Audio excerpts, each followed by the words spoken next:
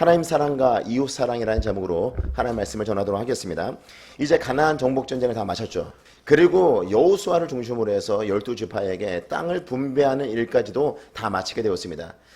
가나안 서쪽에 정복 전쟁을 하게 될 때 이미 땅 분배를 받았던, 그러니까 요단 동쪽에 있었던 므낫세 반지파, 르우벤 지파, 갓 지파가 있었는데 그 지파들이 와서 정복 전쟁을 같이 치르게 됩니다.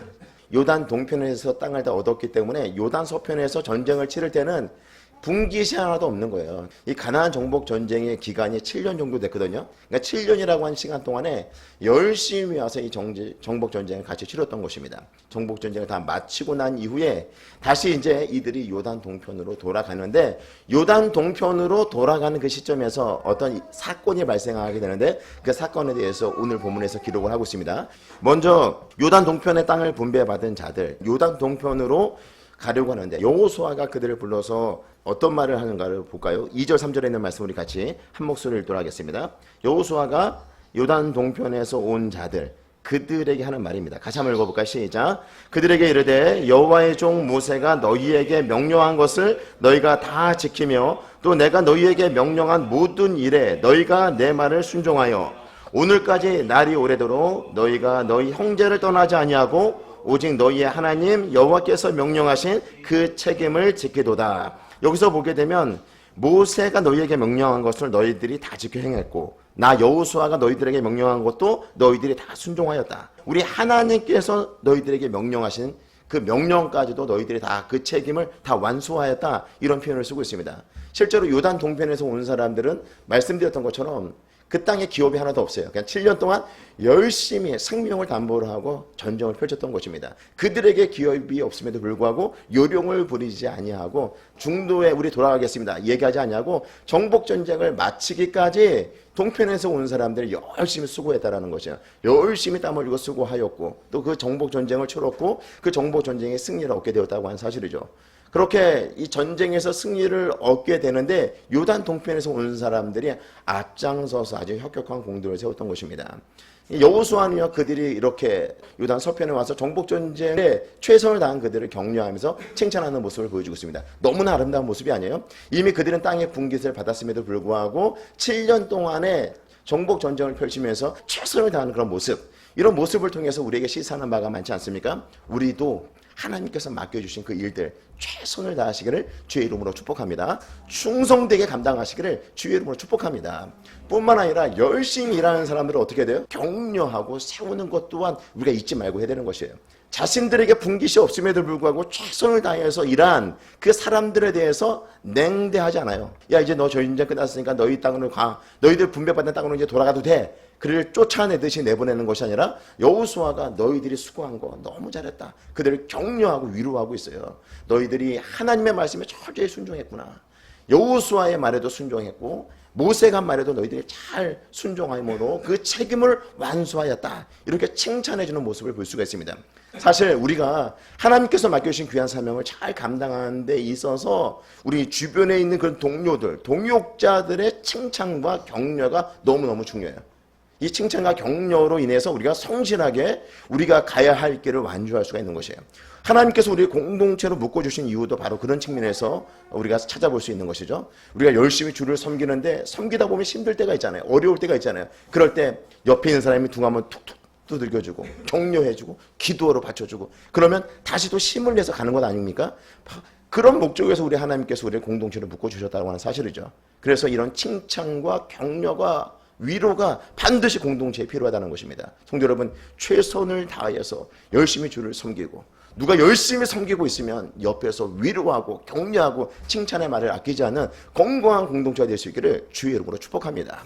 누구든지 실수할 수 있어요. 누구든지 넘어질 수 있어요. 넘어진 거 보고서 그 위에 밟고 서면 안 돼요. 아, 저 사람이 힘들어하고 있구나. 또 격려하고 여태까지 열심히 했으면 그 격려하고 위로하고 다시금 힘을 낼 수 있도록 해주는 것이 우리 공동체에서 필요하다는 것입니다.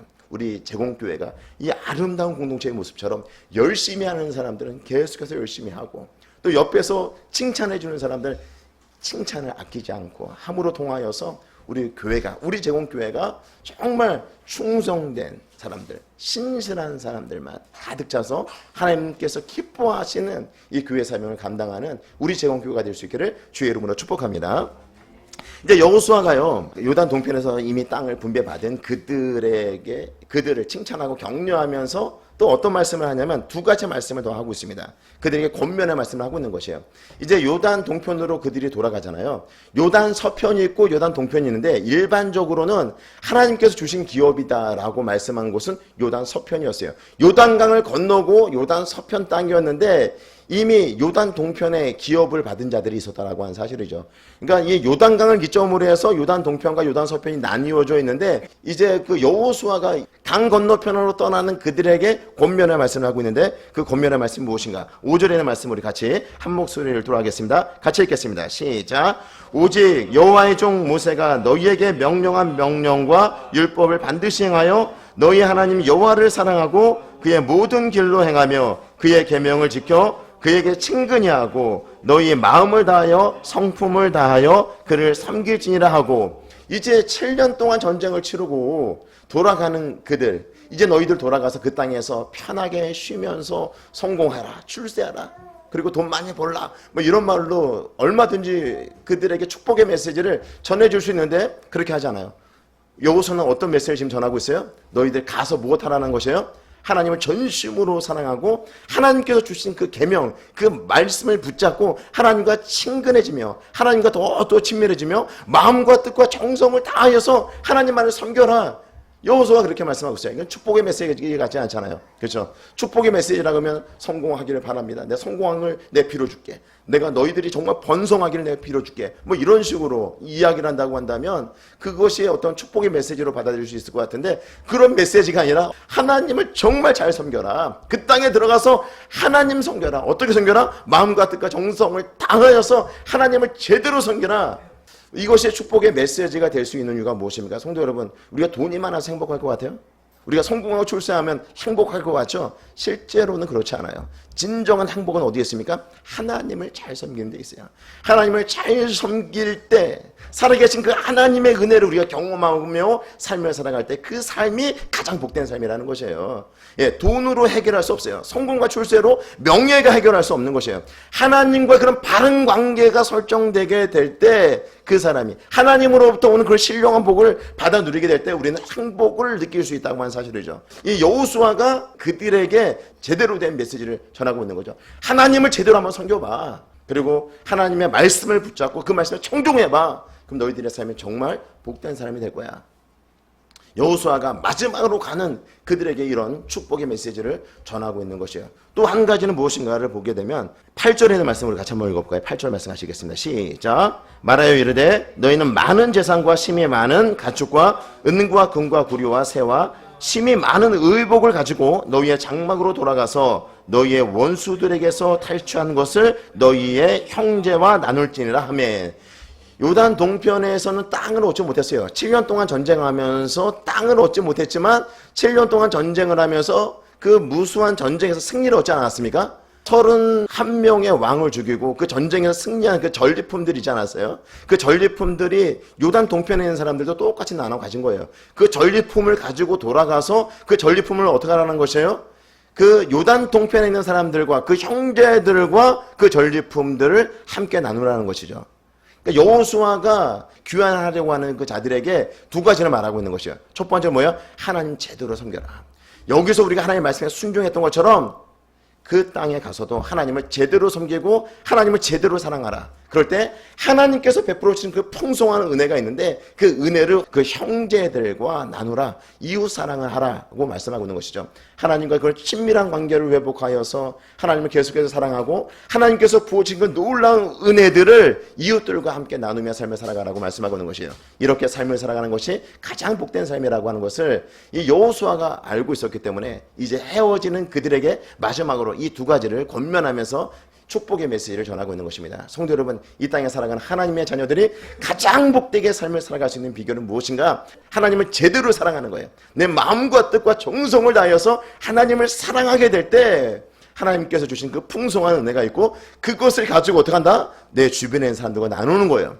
하나님이 주신 은혜를 가지고 내 남편과 나누는 거고, 하나님이 주신 은혜를 가지고 내 아내와 나누는 것이고, 하나님이 주신 은혜를 가지고 내 자녀들과 함께 나누게 될 때 하나님의 은혜를 내가 충만히 받아 누리면 내 안에서 하나님 나라가 이루어지는 것이고, 그 은혜를 흘려보내게 될 때 내 남편에게, 아내에게, 자녀들에게 흘려보내게 될 때 우리 가정이 천국이 되는 것이고, 내 직장에서 내 직장 동료들에게 흘려보내게 될 때 그곳이 천국이 될 수 있다는 하는 사실이죠. 우리가 성공과 출세가 우리의 삶을 행복하게 만들지 않는다는 거 우리가 너무나 잘 알고 있잖아요. 돈이 우리를 행복하게 만들지 않는다는 거 너무나 잘 알고 있잖아요. 돈이 많으면 어때요? 많아서 걱정이죠. 없으면 없어서 걱정이에요. 없어도 걱정, 많아도 걱정이라고 하는 것은 우리의 시선이 어디에 머물러 있는 거예요? 돈에 머물러 있는 거예요. 돈에. 그런데 우리의 시선을 들어서 하나님께 고정하게 되면 그것과 상관없이 하나님께서 주시는 그런 풍성 은혜가 우리 삶 가운데 넘치게 된다는 것입니다. 여호수아는 이것을 너무나 잘 알고 있었기 때문에 바로 하나님을 사랑하고 하나님께로부터 받은 그 사랑을 이웃들에게 흘려보내라고 말씀하고 있는 것입니다. 가장 행복해지는 비결, 그것은요 하나님을 사랑하는 것과 하나님께서 주시는 은혜를 이웃들과 나누는 것이 있음을 우리 제공교회 모든 성도 여러분들이 아시고, 하나님 사랑과 하나님께서 베풀으신 그 놀라운 은혜들을 우리 가정의 구성원들에게, 우리 이웃들에게, 우리 직장 동료들에게 아낌없이 흘려보내는 귀한 축복의 통로로 쓰임받는 저와 성도 여러분 모두가 되시기를 주의 이름으로 축복합니다. 이제 요단 동편에서 온 자들이 귀환하면서 여호수아로부터 이런 메시지를 받고 돌아가는데, 그냥 돌아가는 것이 아니라 요단 서편 유다 진영에 요단 언덕가에다가 제단 하나를 쌓게 됩니다. 이 제단 쌓은 것을 이스라엘 백성들, 요단 서편에 살고 있었던 이스라엘 백성들이 그 사실을 알게 되고, 그 요단 동편에 이제 돌아가려고 하는 자들과 전쟁을 벌이려고 해요. 갑자기 냉기가 흐르는 거죠. 이 둘 다 은혜가 충만한 상태에서 서로 격려하고 축복하고 보냈는데, 요단 동편으로 건너가려고 하는 사람들이 제단을 쌓게 되고, 이것이 원인이 되어서 요단 서편에 있는 사람들과 요단 동편에 있는 사람들이 전쟁이 일어날 그런 지경에 이르게 되었다고 하는 것이죠. 문제는 무엇인가 하면 바로 이 제단이 문제였다는 것입니다. 우리 10절에 있는 말씀 같이 한 목소리로 읽어보도록 하겠습니다. 우리 10절 말씀 읽겠습니다. 시작. 르우벤 자손과 므낫세 반지파가 가나안 땅 요단 언덕가에 이르자 거기서 요단가에 제단을 쌓았는데 보기에 큰 제단이었더라. 뭐 제단을 쌓는 것이 왜 문제가 될까 생각도 될 수 있겠지만, 이 제단 쌓는 것이 문제가 되어서 12절 말씀 같이 한번 읽어볼까요? 시작. 이스라엘 자손이 이를 듣자 곧 이스라엘 자손의 온 회중이 실로에 모여서 그들과 싸우러 가려 하니라. 지금 싸우러 가려고 하고 있어요. 조금 전까지만 해도 어때요? 같이 정복 전쟁을 해서 가나안 땅을 차지하고 12지파에게 땅을 분배하고 너무나 화기애애한 상태에서 서로 격려하고 위로하고 축복의 메시지를 통해서 다 보냈는데, 이들이 제단을 쌓은 이것이 원인이 되어서 지금 전쟁을 벌이려고 하는 거죠. 요단 동편에 있는 사람들에게 요단 서편에 있는 사람들이 쳐들어가서 전쟁을 벌이려고 하는 그런 모습들을 보여주고 있는 것이죠. 이유가 무엇인가 하면 이 제단이 문제였다는 거예요. 제단이 왜 문제였냐면, 제단은 하나님의 성막에만 있었던 것이 제단이에요. 그리고 우리 하나님께서 그 실로에 있는 그 성막에 있는 그 제단 외에 어느 곳에도 제단을 세우지 말라. 만약에 제단을 세우게 될 때 이스라엘 가운데서 끊어지게 될 것이다. 하나님께서 이런 저주의 말씀을 하셨어요. 레위기 17장 8절 9절 말씀을 제가 읽어드리겠습니다.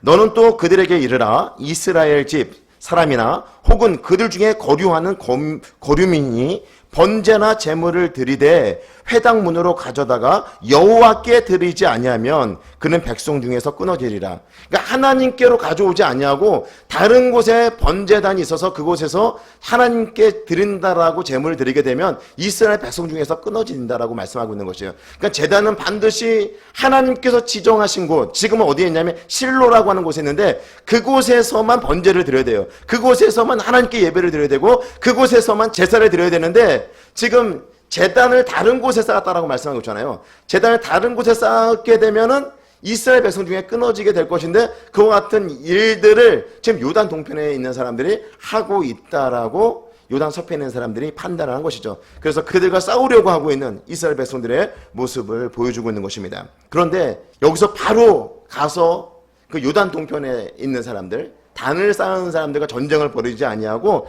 여기서 조금 더 심사숙고하는 모습을 보여주고 있습니다. 13절 14절에 있는 말씀인데 같이 한번 읽어볼까요? 시작. 이스라엘 자손이 제사장 엘르아살의 아들 비느하스를 길르앗 땅으로 보내어 르우벤 자손과 갓 자손과 므낫세 반지파를 보게 하되 이스라엘 각 지파에서 한 지도자씩 10 지도자를 그와 함께하게 하니 그들은 각기 그들의 조상들의 가문의 수령으로서 이스라엘 중에서 천부장들이라. 제사장이었던 엘르아살의 아들 비느하스와 함께 12지파에서 천부장 10명을 뽑아서 그들과 함께 보내는 거죠. 진상을 조사하기 위해서 보내는 거예요. 단을 쌓았다라고 하는 것은 더 물어볼 필요도 없는 거예요. 하나님 명령을 어긴 것이기 때문에 그냥 이스라엘이 군대를 추려가지고 가서 이 요단 동편에 있는 사람들, 단을 쌓은 사람들과 전쟁을 벌여서 그들을 진멸시키는 것이 당연한 것이고 그것이 하나님의 뜻이었는데 그렇게 하지 않냐고 지금 무엇을 하고 있어요? 진상 조사단을 파견해가지고 그들이 왜 단을 쌓는지에 대해서 지금 알아보려고 하는 그런 시도들을 하고 있는 것이죠. 성도 여러분, 건강한 교회 공동체도요, 문제는 있을 수 있어요. 정말 은혜가 충만하고 모든 성도들이 은혜를 받고서 열심히 일하는 그런 공동체라 할지라도 문제가 반드시 발생할 수 있어요. 건강한 공동체일수록 사단의 타깃이 되겠죠. 사단이 노리고 있는 거죠. 아니, 우리 제공교회는 왜 이렇게 건강한 거야? 우리 제공교회 성도들은 왜 이렇게 은혜를 많이 받는 거야? 그럼 사단의 타깃이 되는 거예요. 그러니까 틈만 보이면 어떻게 돼요? 사단의 공격이 반드시 있는 것이죠. 그렇기 때문에 교회 안에서 문제가 발생했다고 해서 건강하지 못하다 그런 것이 아니라 문제가 있다 하더라도 그 문제를 어떻게 처리하느냐에 따라서 그 교회가 더욱더 건강한 교회로 발돋움할 수 있는 것이에요. 이 공동체도요, 건강한 공동체였는데 이 공동체 가운데에서 서로 소통이 잘 이루어지지 않게 됐을 때 문제가 발생했는데 문제가 발생했을 때 즉각적으로 야, 너희들 그럴 수 있어? 하고 공격을 한 것이 아니라 진상조사단, 소통하고자 하는 거죠. 진상조사단을 보내서 과연 그 문제가 왜 발생했는지를 알아보려고 하는 것이죠.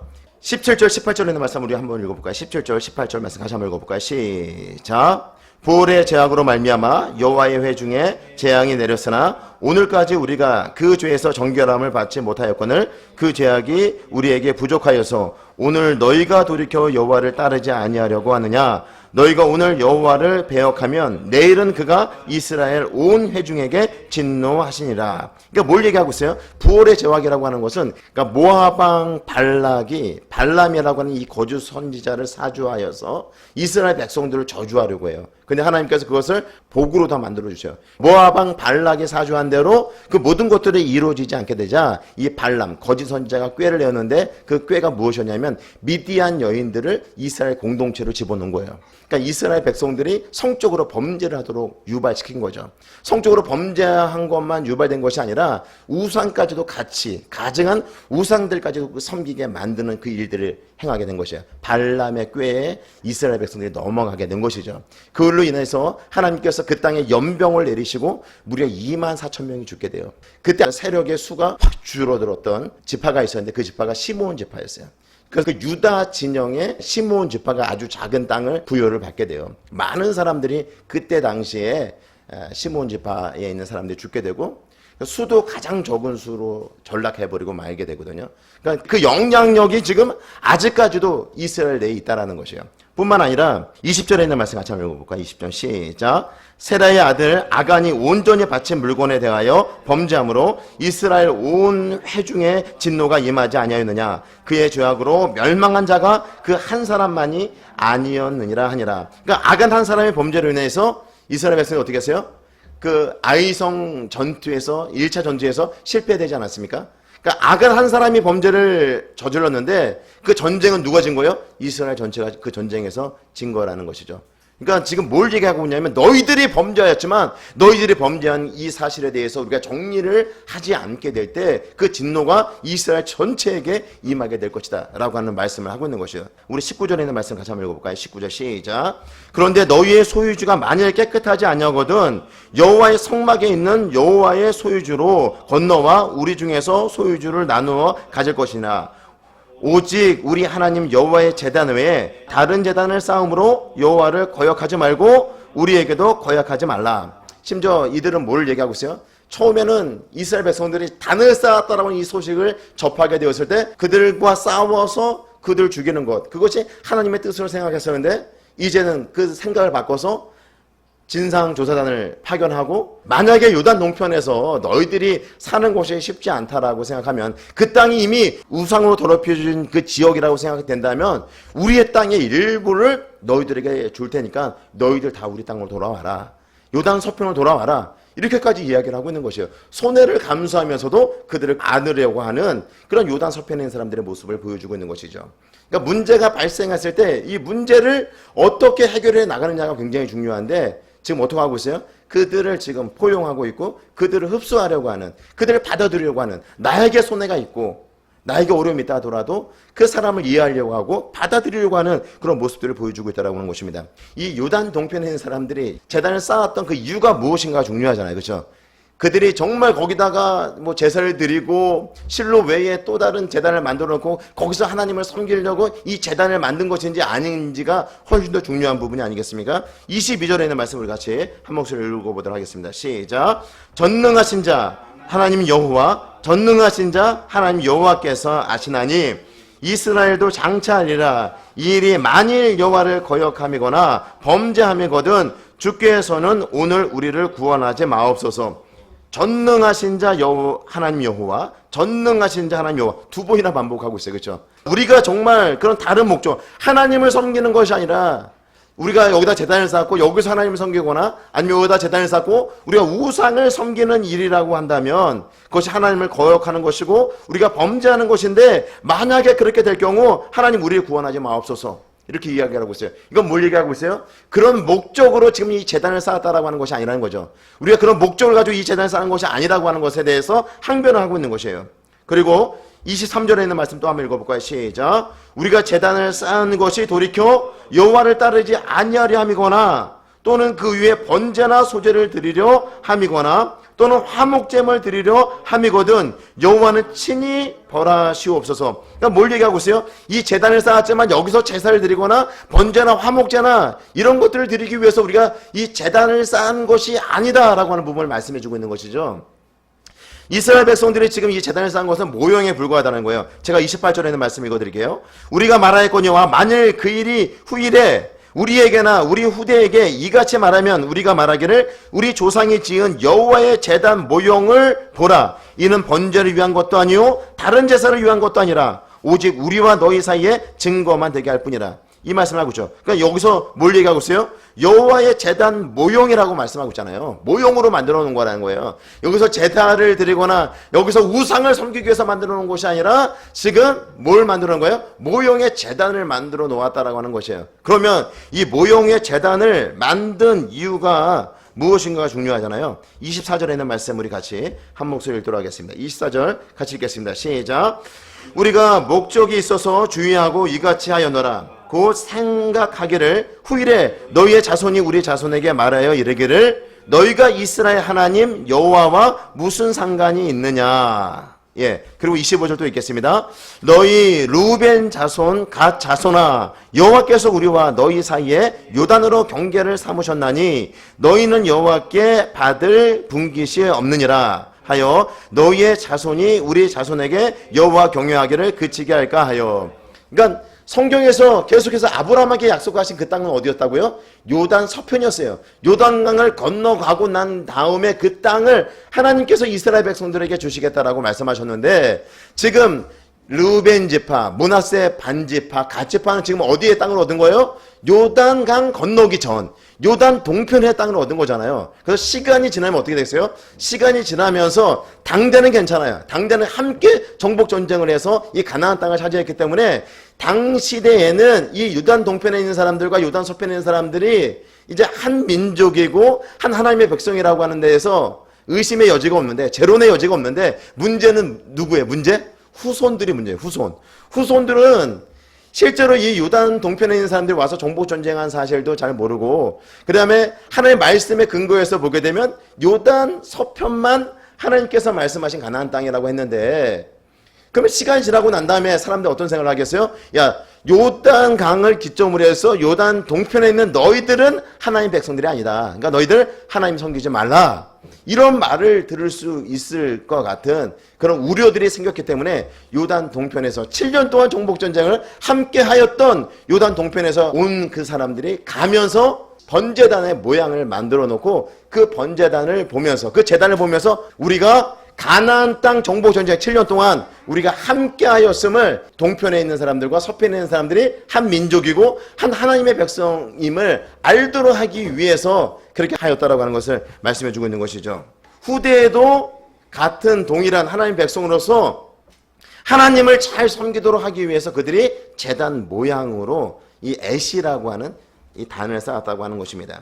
이 말 들었을 때 제사장 비느하스와 회중들이 어떻게 반응합니까? 30절에 있는 말씀을 읽어보도록 하겠습니다. 시작. 제사장 비느하스와 그와 함께한 회중의 지도자들 곧 이스라엘 천천의 수령들이 르우벤 자손과 갓 자손과 므낫세 자손의 말을 듣고 좋게 여긴저라. 이제 오해가 풀린 거예요. 그렇죠? 오해를 해서 이렇게 진상조사단을 보냈는데 와서 그들의 이야기를 듣고 또 너희들이 정말 그 땅에 살기 싫으면 그 땅이 더럽혀져서 살기 싫으면 우리랑 같이 살자 이런 말들로 또 권면하고 그랬을 때 또 상대방의 이야기들을 충분히 경청하잖아요. 경청하게 되었을 때 이 요단 동편에 있는 사람들이 단을 쌓은 것은 그런 의도가 아니었다라고 하는 것을 알게 되었을 때 결국 요단 서편에 있는 사람들과 요단 동편에 있는 사람들이 공이 다 하나님을 제대로 섬기고자 해서 발생한 문제라고 하는 것을 그들 스스로가 인식하면서 서로가 그것을 좋게 여기는 것이죠. 요단 서편에 있는 사람들은 요단 동편 사람들이 왜 그 단을 쌓았는지를 알게 되고 또 요단 동편에 있는 사람들이 왜 그렇게 진상조사단을 만들어서 왔는지도 서로 알게 됐을 때 오해가 풀리게 됐을 때 더 좋은 관계로 회복되어지고 더 좋은 관계로 발돋움하는 것을 보여주고 있는 것입니다. 그리고 제사장 비느하스와 그와 함께한 회중들이 이스라엘 진영으로 돌아와서 그 이야기를 다시금 알려주게 되었을 때 33절에 있는 말씀입니다. 33절 말씀 같이 우리 한 목소리를 읽도록 하겠습니다. 시작. 그 일이 이스라엘 자손을 즐겁게 한지라 이스라엘 자손이 하나님을 찬송하고 르우벤 자손과 갓 자손이 거주하는 땅에 가서 싸워 그것을 멸하자 하는 말을 다시는 하지 아니하였더라.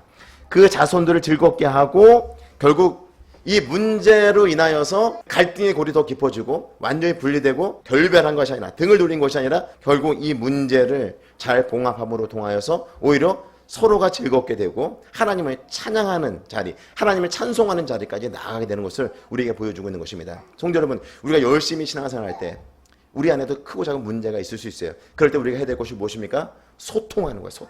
소통을 하고 또 하나 해야 될 것이 무엇인가 하면 귀를 기울이는 거예요. 상대방의 이야기에 귀를 기울이는, 경청하는 거예요. 자녀들이 저는 이제 4명이잖아요. 애들이 막 싸울 때 제가 항상 얘기하는 게 뭐냐면 최악의 상황으로 만들지 마라. 저는 이제 아이들을 보면은 야 이건 최악의 상황으로 갈 거다. 너무나 단순한 문제인데 그냥 들어주면 된대. 네 동생 얘기 한 번만 들어봐. 언니 얘기 한 번만 들어봐. 오빠 얘기 한 번만 들어봐. 근데 안 들어요. 자기 할 말만 해요. 그럼 이 문제가 악화되어서 나중에 더 크게 될 것을 제가 불을 보듯 뻔하기 때문에 듣고 경청하고 내가 잘못한 것이 있나 보고 미안하면 미안하다 말하고 충분히 수용할 수 있는 거라면 괜찮아. 이 말 한마디만 하면 더 진행되지 아니하고 오히려 더 좋은 그런 관계가 될 수가 있는데 듣지 않는 거예요. 경청이 없어요. 들어주지 않아요. 소통이 없어요. 경청하지 않고 소통이 부재시 배려하지 않게 될 때 문제는 악화될 수 있는 것이에요. 아무리 건강한 공동체 할지라도 소통에 부재가 생기고 배려가 없고 경청하지 않게 될 때 문제가 더욱더 커질 수 있다고 하는 사실을 기억하시고 우리가 서로 듣고 배려하고 그리고 서로 원활하게 소통함을 통해서 우리 안에 있는 그런 문제들을 잘 해결해 나가고 건강한 공동체로 세워지는 놀라운 은혜가 우리 교회에 있기를 주의 이름으로 축복합니다. 이제 말씀을 마무리하도록 하겠습니다. 일을 할 때 우리가 어떻게 합니까? 최선을 다하시기 바랍니다. 최선을 다하여서 일을 하시기 바랍니다. 그리고 일하는 사람들을 우리가 어떻게 해야 됩니까? 격려하고 위로하고 칭찬하여서 그 일을 기쁨으로 충성되게 감당할 수 있도록 만드는 우리 지혜공교회가 될 수 있기를 주의 이름으로 축복합니다. 진정한 복은 돈과 명예와 물질과 성공과 출세에 있지 않아요. 하나님을 잘 섬기는 데 있어요. 하나님의 잘 섬김으로 하나님께서 주신 그 복을 받아 누리고 그것을 이웃들에게 흘려보내는 삶이야말로 가장 복된 삶이라니까요. 주의 말씀을 순종하고 하나님과 친밀해지고 하나님께 주신 그 은혜를 잘 받아서 우리 가정의 구성원들에게, 내가 속해 있는 직장에게, 내가 만나는 학교의 그 친구들에게 흘려보냄으로 통해서 귀한 축복의 통로가 쓰임받는 저와 성도 여러분 모두가 되시기를 주의 이름으로 축복합니다. 문제는 어느 공동체에도 있어요. 그런데 그 문제를 해결하는 방법, 그것이 너무나 중요해요. 그것은요, 소통하는 거예요. 배려하고 경청하는 거예요. 그럴 때 교회 공동체가 누구에게 집중하냐면 하나님께 집중해요. 하나님께 찬양을 올려드릴 수 있어요. 서로 갈등하고 대립하는 그 두 집단이 똑같이 하나님을 섬기고 있는데 서로 이야기를 들어주지 않아서 갈라지고 등을 돌리는 수가 많이 있다고 하는 사실이에요. 자세히 들여다보면 뭐예요? 똑같이 하나님께 열심히 있어요. 똑같이 하나님께 관심이 있고 똑같이 하나님의 최선을 다하고 있다고 하는 사실이죠. 경청하고 배려하고 소통하게 될 때 우리가 서로 다른 입장이 아니었구나. 결국 하나님께 집중을 하게 되고 하나님을 찬양하는 그 자리까지 우리가 서게 된다고 하는 사실이죠. 이와 같이 우리 공동체가 소통과 경청과